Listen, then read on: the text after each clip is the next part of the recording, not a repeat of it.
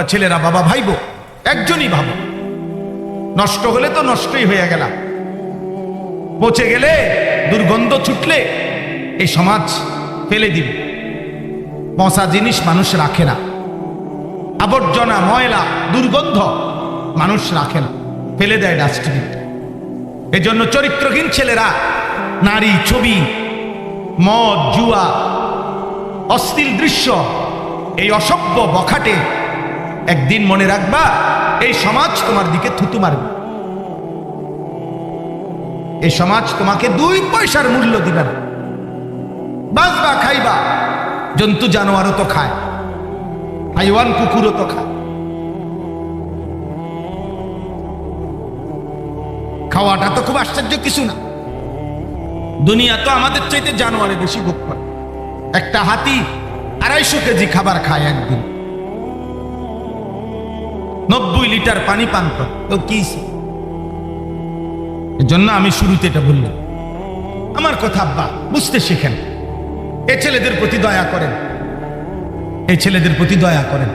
একদিন ওরা আফসোস করবে, আর একদিন এরা লানত দিবে যে হায় আমার অভিভাবক কেন আমাকে বলল না। কসম আল্লাহ, কোরআনুল কারীমের মধ্যে আছে, প্রত্যেক জাহান্নামী আল্লাহকে বলবে জাহান্নামে যাওয়ার আগে, আল্লাহ যাদের কারণে আমি জাহান্নামী হইলাম ওদেরকে আমি একটু দেখতে চাই, আমার সামনে একটু আনতে হবে। আল্লাহ বলবেন কেন? আল্লাহ তাআলা বলেন ওই নাফরমান বান্দা বলবে, আল্লাহ যাদের কারণে আমি জাহান্নামী হয়েছি, আজকে আমি এখানে তাদেরকে আমার পায়ের নিচে ফেলে তাদের ঘাড় এবং গর্দানের মধ্যে পাও রাইখা মুড়াইয়া এরপরে আমি জাহান্নামে যাব। আজ আমি ওই বাপকে বেইজ্জতি করব যে বাপ আমাকে আল্লাহ চিনায় না। আমি 6 বছর বয়সে আমি জিজ্ঞাসা করতে চাই, আল্লাহ আমার আব্বাকে আমি কি অপরাধ করছি যে আব্বা আমার দিন শিখায় না কেন? আল্লাহ চিনায় নাই কেন? আমি 7 বছর বয়সে তো গাউরা ছিলাম না। আমার বয়স যখন 16 বছর আছে তখন আমি তেড়া হয়েছি, কারণ আমার তখন ঘাড় মোটা হয়েছে। কিন্তু আমার আব্বা চাইলে তো আমার 7 বছর বয়সে আরেকটু শক্ত করে ধরে রাখলে আমার নামাজি বানাইতে পারত। ওনার টাইম নাই, ওনার টাইম নাই। উনি নিজে খায় বিড়ি, উনি ভূতের কিতা মানুষ করব? বিড়ি খাই না বেড়াই কেমনে কইব যে ভূত মানুষের মতো মানুষ হও? ভূতে যদি আব্বা আমনের মতো নি, হ্যাঁ বলেন না? এই জন্যই তো পিছায় গেছে, এই জন্যই তো পিছায় গেছে। নিজে নাফরমান, এই জন্য হিম্মত নাই। নিজের টাকা সুদের, ও বেটার হিম্মত আসবে কোত্থেকে? অভিভাবকের টাকা, কিস্তির টাকা, হারামের টাকা, ওজনে কম দেওয়া টাকা, ওই হিম্মত পাবে কই? ওই কলিজার মধ্যে হিম্মত পাবে কই? এই জন্য চিন্তা করে বাদ দে, যেমনি মিলা জিলা চললেইছে। নিজের বিবির কাছে, স্ত্রীর কাছে বলে দিচ্ছে, বুঝি এত রেডি হইতো না, মানুষ হইতো না, অজাত। জিঙ্গাও বিদেশ যাবো নি, জিঙ্গাও পাঠাই তো বিদেশ, টিয়া পয়সা কিছু লাইন লইছে। বাহ, একজন বাবার জিম্মাদারি শেষ, এটাই জিম্মাদারি। আল্লাহ আমাদেরকে মাফ করে দেন। আপনারা আপনাদের ছেলেদের দিকে রহম করেন। আমি প্রতিদিন চিল্লাই, এই সূরা আমি পড়ছি, সূরা হুদ। আপনাদের কাছে এবার এই আয়াতগুলো তর্জমা শুনাই। অল্প একটু মনে তো হয়েছিল শেষে হয়ে যাবে, কারণ কারেন্টের যে সদবদল, কিন্তু আলহামদুলিল্লাহ আবারও একটু পরিবেশ হইল, এজন্য আবার বলার ইচ্ছা জাগলো। আল্লাহ তাআলা আমাদেরকে তৌফিক দান করেন। আমার প্রথম প্রসঙ্গ সেলিম ভাই আসার আগেই শেষ হয়ে গেছে, সেটা হইল যে আমরা প্রত্যেকেই ইসলাম সংশোধনের চেষ্টা সমাজের মধ্যে অব্যাহত রাখতে হবে। এই কথাটা বুঝছেন কিনা বলেন? বন্ধ রাখা যাবে না। বলে বাদ দাও, যে যেমনে চলুক না আব্বা, তাইলে সমাজ টিকবে না, তাইলে জাতি টিকবে না, তাইলে যে দেশ টিকবে না, জাতি টিকবে না। বরং অন্যায়কারী অন্যায় করতেই চাইবে, কিন্তু কিছু না কিছু মানুষ তাকে ফেরাইবার চেষ্টা করতেই হবে। ছেলে মানতে চাইবে না, বাবার দায়িত্ব তাকে ধরে রাখতে হবে। মায়ের দায়িত্ব, তাকে মেয়েকে পর্দানশীল বানাবার চেষ্টা করতেই হবে। এটাই কথা, কোরআনের কথা এটা। উ আনফুসাকুম ওয়া আহলিকুম নারা, নিজেকে জাহান্নাম থেকে বাঁচাও, পরিবারের সদস্যদেরকে জাহান্নাম থেকে বাঁচাও। ওয়া'মুর আহলাকা বিস-সালাহ ওয়াসতাবির আলাইহা, আল্লাহ বলছে পরিবারের সদস্যদেরকে নামাজের আদেশ করো, নিজেও নামাজের উপরে মজবুত থাকো। ইব্রাহিম আলাইহিস সালাম আল্লাহর কাছে দোয়া করছে, রব্বি জাআলনি মুকিমাস সালাহ ওয়া মিন যুররিয়্যাতি রব্বানা ওয়া তাকাব্বাল দুআ, আল্লাহ আপনি আমাকে পূর্ণ নামাজি বানান, আমার সন্তানদেরকেও নামাজি বানান। ওয়া মিন যুররিয়্যাতি, ইব্রাহিম আলাইহিস সালাম যেদিন হাজেরা এবং ইসমাঈলকে কাবার পাশে মরুভূমিতে একা রেখে আসছিল, যেদিন আল্লাহর হুকুমে, একজন মহিলা মাত্র আর একটা কোলের বাচ্চা, এই আশেপাশে 1000 মাইলের ভিতরেও তখন আর একটা মানুষ নাই, একটা গাছ নাই, এক ঢোক পানি নাই, এক লোকমা খাবার নাই, বেঁচে থাকার কোনো উপকরণ চারিদিকে নাই। গল্প বলা আর কল্পনা করে দেখেন বাস্তবতা কত কঠিন। আমি কাহিনী না কইলাম, কিন্তু বাস্তবতাটা ভাবেন তো, বাস্তবতাটা ভাবেন। স্ত্রী এবং ছেলেটাকে কোলের বাচ্চা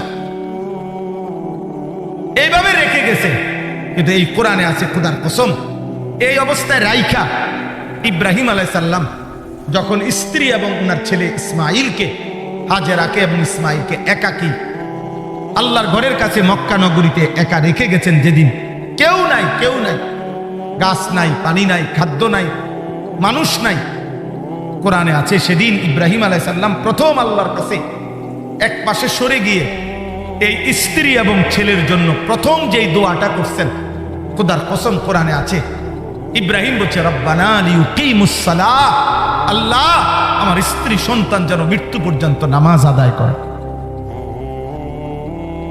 কি ভাই, আমার স্ত্রী সন্তান যেন নামাজ আদায় করে। আল্লাহ পরবর্তী লোকমা খাবার নাই আমি জানি, পানি নাই আমি জানি, বাঁচার কোনো উপকরণ চারিদিকে নাই আমি দেখতেছি, মাওলা আমি এগুলা বুঝি না, আমার এগুলা বুঝার দরকার না, আমি বুঝতে চাই শুধু আমার স্ত্রী সন্তান যেন নামাজ আদায় করে। আল্লাহ আমাদেরকে বুঝ দান করে। তোমরা ছেলেরা বাবা ভাইবো, একজনই ভাবো, নষ্ট হলে তো নষ্টই হয়ে গেল, পচে গেলে, দুর্গন্ধ ছুটলে এই সমাজ ফেলে দিবে। পচা জিনিস মানুষ রাখে না, আবর্জনা, ময়লা, দুর্গন্ধ মানুষ রাখে না, ফেলে দেয় ডাস্টবিন। এজন্য চরিত্রহীন ছেলেরা নারী, ছবি, মদ, জুয়া, অশ্লীল দৃশ্য, এই অসভ্য বখাটে, একদিন মনে রাখবা এই সমাজ তোমার দিকে থুতু মারবে। এই সমাজ তোমাকে 2 পয়সার মূল্য দিবে না।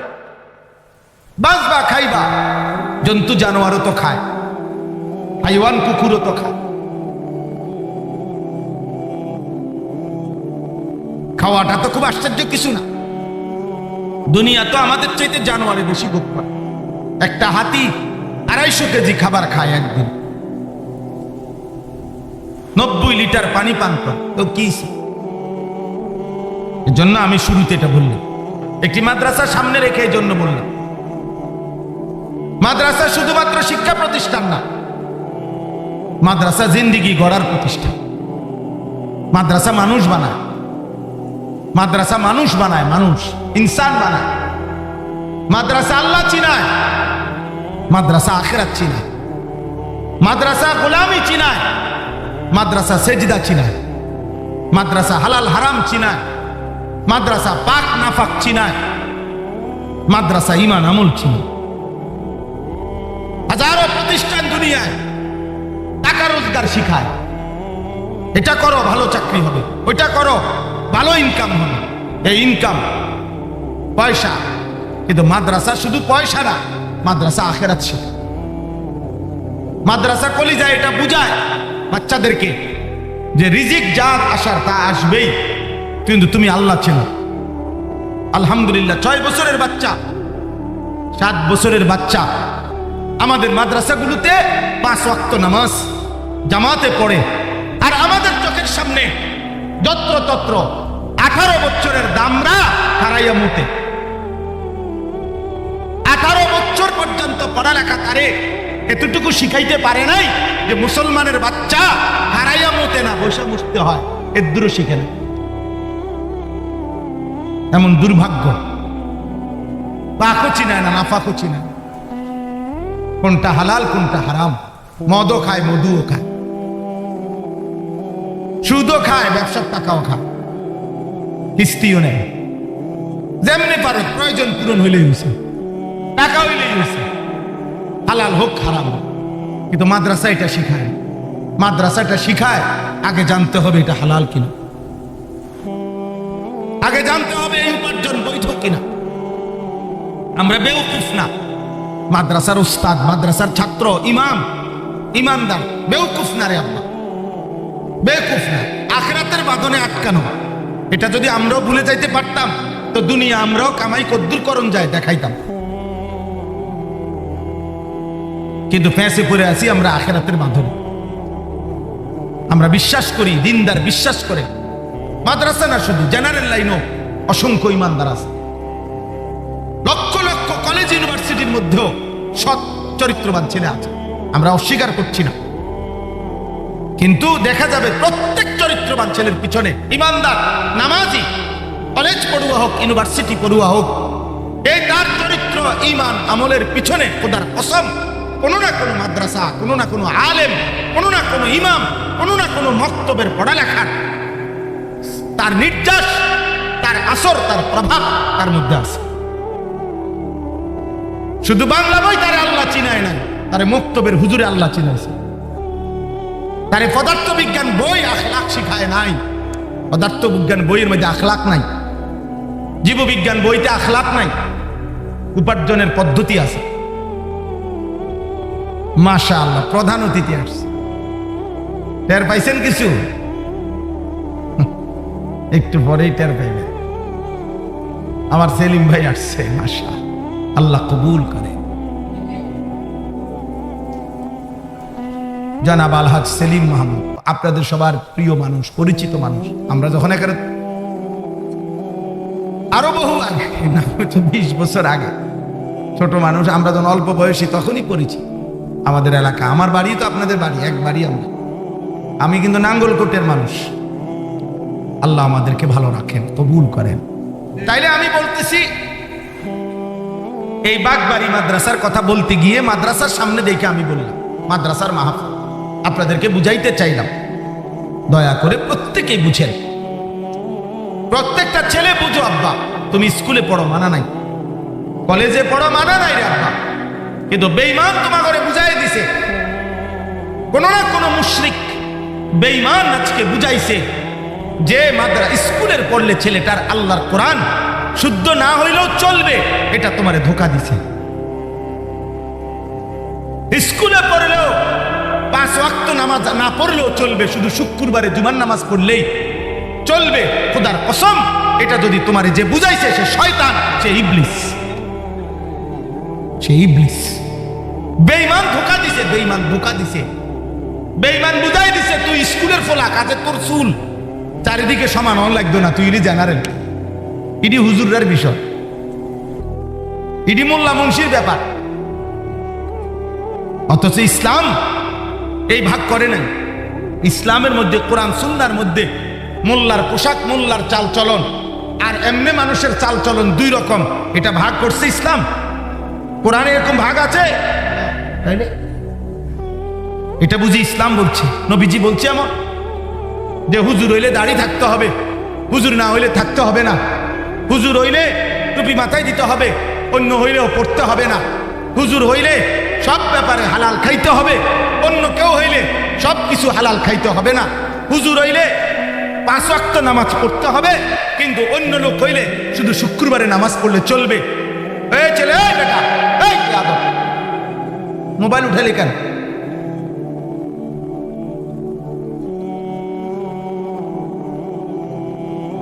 তাইলে এই জন্য বললাম, কোরআনুল কারীমের মধ্যে আছে ইয়াকুব আলাইহিস সালাম ইন্তেকালের সময় ওনার 12 জন সন্তানকে, ইয়াকুব নবীর সন্তান ছিল কতজন? 12 জন, 10 ভাই আর ইউসুফ বিনিয়ামিন, এরা 2 ভাই। এ কয়জন হলো? ও ফানি কূপে ফেলাই দিছে 10 ভাই না, তাহলে এরা 10 জন, আর এখানে এই সংসারে কয়জন? 2 জন, ইউসুফ আর বেনিয়ামিন, এই 2 জন, 12 জন। কোরআনে আছে এই 12 জন সন্তানকে চারদিকে বসাইয়া ইন্তেকালের পূর্ব মুহূর্তে ইয়াকুব নবী একটা কথাই শুধু জিজ্ঞেস করছে। কয়টা কথা? একটা কথা, যে ফুত দলিলে কোনো ফেস টেস আসেনি, চাও আরেকবার কোনো খতিয়ান টতিয়ান ফেস লাগছিনি, কোনো অন্য লোকজন আছে এনে বড় বড় নেতা, তুমি কইয়া যাও, বুঝেন না? আপনার চিন্তা, বুড়া মিয়ার চিন্তা, শেষ চিন্তা, মনে হয় আর বাঁচতাম না। এবার আজ কত বছর ধরে ঘুরাইতেছে জমিয়ান বেচবো বেচবো কইয়া, বেচলো না রে, মরেও মনো দুঃখটা থাইকা যাইব কবরে, ওই জমির দুঃখ। এই হলো দুনিয়া আমাদের। অথচ ইয়াকুব নবী বলতেছে, কোরআনে আছে এই 12 জন ছেলেকে পাশে বসিয়ে তিনি মৃত্যুর পূর্বে জিজ্ঞেস করছে, আম কুনতুম শুহাদা ইজ হাদারা ইয়াকুব আল মাউত।